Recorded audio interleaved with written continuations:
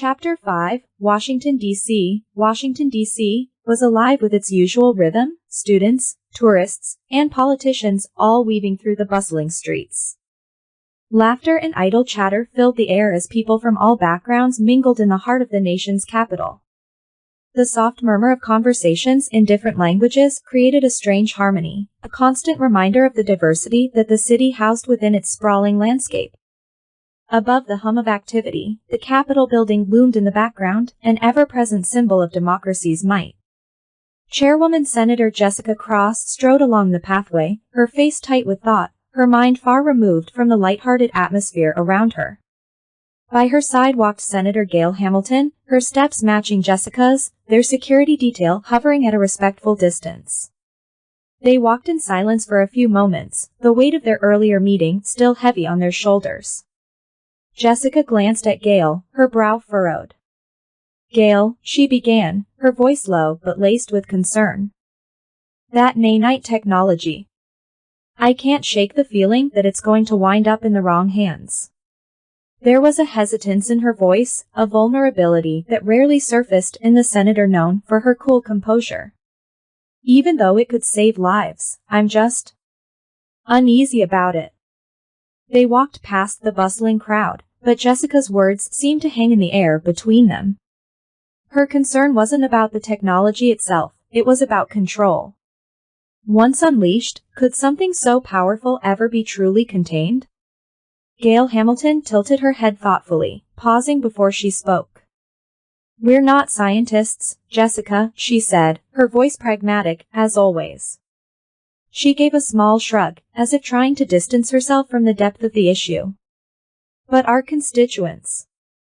They favor this type of advancement in healthcare." She stopped, her gaze narrowing slightly as her mind worked through the possible outcomes. "On the other hand, if it fails, if this whole thing goes sideways, there will be consequences. Real consequences." Gail's voice took on a more calculating tone as she continued, the weight of her words sinking in. "You know how these things go. If the technology works, we're heroes. If it fails, well, we'll be lucky if we still have our seats in the next election cycle." The admission hung heavily in the air.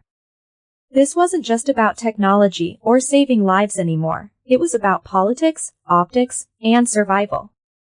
The room for error was slim, and the potential fallout could be catastrophic, not just for their careers, but for the people who placed their trust in them. Jessica slowed her pace, her face darkening. She hated the politics of it all. The stakes were too high to be thinking about re-election, but Gail was right. They had to weigh their options carefully. "I see exactly what you're talking about," she muttered, her voice edged with unease. She exhaled slowly, the tension settling in her shoulders. "There are no assurances, no protection if this thing fails. We'll be standing alone if it blows up in our faces." They reached a quiet bench on the Capitol grounds and sat down, their security detail maintaining a watchful distance. The sun beat down, casting long shadows across the marble pathways. For a moment, the world around them seemed to slow, the weight of the decision they faced pulling them deeper into thought. Gail took a slow sip of her coffee, her eyes drifting across the crowded space. "No assurances," she repeated, her voice softer now. "But there's a hell of a lot of risk." The two women sat in silence for a few beats, the enormity of their situation pressing in on them. This wasn't just about personal or political gain, this was about the human race. The nanite technology had the potential to reshape the world, to eradicate diseases that had plagued humanity for centuries. But the technology also held a dark potential, one they could not ignore. The idea of weaponization, of corporate misuse, of the technology slipping through their grasp and into the wrong hands was not just possible, it was likely. Each senator's gaze remained locked on the distant Capitol building, the symbol of the decisions they had to make. For Jessica, the thought of the vote left a knot of dread in her stomach. A vote that could very well change the trajectory of the human race, but at what cost? Gail, ever the pragmatist, set her cup down, turning to face Jessica. "Look, Jess," she said, her tone resigned. We don't have the luxury of time here. We have to move forward, or we risk getting left behind by the very people who rely on us to make decisions for their future. She paused, her eyes narrowing as if she could already see the storm brewing on the horizon. If this works, we've got something that could revolutionize healthcare. If it fails. She let her words hang in the air. If it fails, Jessica repeated, her voice hollow. She knew exactly what Gail meant.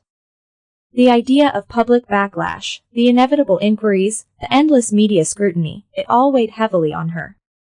And yet, the technology's potential was undeniable. She took a sip from her own cup, letting the bitterness of the coffee steady her. We're betting everything on this vote, aren't we? She asked, more to herself than to Gail. Gail nodded, her lips pressed into a thin line. Yeah, we are. For a moment, Jessica let herself imagine the worst-case scenario.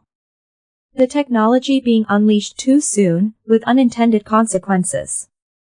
Nanites malfunctioning, spreading beyond their intended hosts, wreaking havoc on a population unprepared for their impact. The more she thought about it, the more her hands tightened around her cup. But then there was the other side. A world where diseases could be eradicated with a single injection.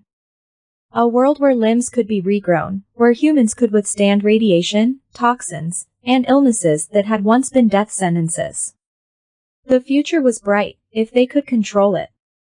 Both women sat in a heavy silence, the weight of their decision looming. Their careers, their reputations, their very seats in the Senate were at risk. But more than that, the fate of human evolution hung in the balance. Jessica turned to Gail, her eyes filled with the kind of determination that only comes when there is no choice but to move forward. We'll cast our votes, and we'll face whatever comes next. Yeah, Gail agreed, her voice carrying a finality that neither woman could escape. We'll face it. As they rose from the bench, their conversation wasn't over, but the decision had been made. There were no assurances. Only risk, and the future, uncertain, but inevitable. Chapter ended.